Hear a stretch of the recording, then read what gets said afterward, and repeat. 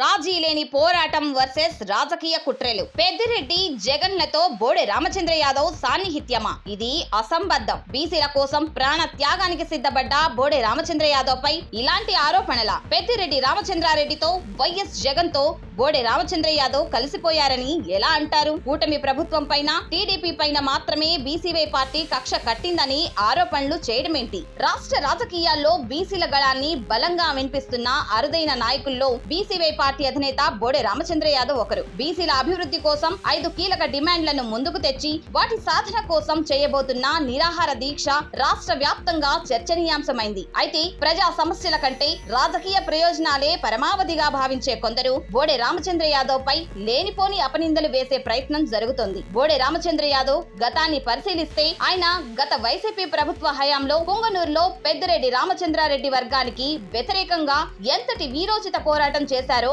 అందరికీ తెలిసిందే. పెద్దిరెడ్డి పాడి రైతులకు ఎలాంటి అన్యాయం చేస్తున్నారో వివరించేందుకు 2023 డిసెంబర్లో రైతు భేరీ నిర్వహించారు. ఆనాడు రైతు భేరీ కార్యక్రమం నిర్వహించినందుకు ప్రతిగా పుంగనూరులోని రామచంద్ర యాదవ్ నివాసంపై వైసీపీ శ్రేణులు దాడి చేశాయి. దుండగులు బోడే రామచంద్ర యాదవ్ ఇంటి కిటికీలు, ఫర్నిచర్, వాహనాలను ధ్వంసం చేశారు. ఈ దాడి సమయంలో రామచంద్ర యాదవ్ కుటుంబ సభ్యులు ఇంట్లోనే ఉండడంతో తీవ్ర భయాందోళనలు నెలకొన్నాయి. అలా ఆయన వాహనాలపై దాడులు జరిగినా, అక్రమ కేసులు పెట్టి వేధించినా వెనక్కి తగ్గలేదు. ప్రాణహాని ఉన్నా భయపడకుండా ఎదురు నిలిచిన వ్యక్తి. అంతేకాదు పులివెందులలో అడుగుపెట్టి వైఎస్ జగన్ పైన అక్కడి పోలీస్ స్టేషన్ లోనే ఫిర్యాదు చేసొచ్చిన గుండె ధైర్యం రామచంద్ర యాదవ్ది. మద్యం, ఇసుక, నీటి ప్రాజెక్టుల పేరుతో సుమారు 1,65,000 కోట్ల రూపాయలు దోపిడీ చేశారంటూ వైఎస్ జగన్ సీఎం గా ఉన్నప్పుడే కంప్లైంట్ ఇచ్చారు. అలాంటిది ఇప్పుడు అదే పెద్దిరెడ్డితోనూ జగన్ తోనో చేతులు కలిపారని అనడం కేవలం ఆయన ప్రతిష్టను దెబ్బతీసే ప్రయత్నం మాత్రమే. బీసీల కోసం పోరాడే వ్యక్తికి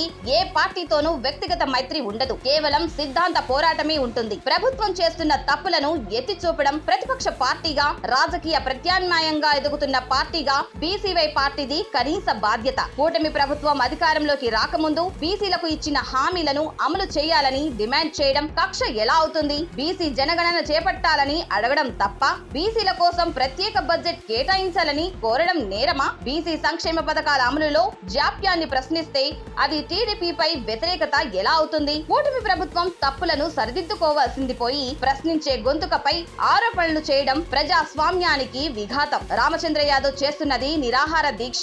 అది ప్రజాస్వామ్య పద్ధతిలో జరిగిన నిరసన. దీన్ని అపహాస్యం చేయడం అంటే రాష్ట్రంలోని కోట్లాది మంది బీసీల మనోభావాలను దెబ్బతీయడమే. బోడే రామచంద్ర యాదవ్ ఏ పార్టీకి ఏజెంట్ కాదు. నిఖాసైన బీసీల పక్షపాతి. అధికారంలో ఎవరు ఉన్నా బీసీలకు అన్యాయం జరిగితే ప్రశ్నించడం బీసీవై పార్టీ అధినేత నైజం. వైసీపీ అధికారంలో ఉన్నప్పుడు ఆ పార్టీకి ఎదిరించారు. ఇప్పుడు కూటమి ప్రభుత్వం హామీలు నెరవేర్చకపోతే ఈ ప్రభుత్వాన్ని ప్రశ్నిస్తున్నారు. అలాంటి జననేతపై బురద చల్లడం ఆపి బీసీవై పార్టీ లేవనెత్తిన 5 డిమాండ్లపై ప్రభుత్వం దృష్టి సారించాల్సిన అవసరం ఎంతైనా ఉంది.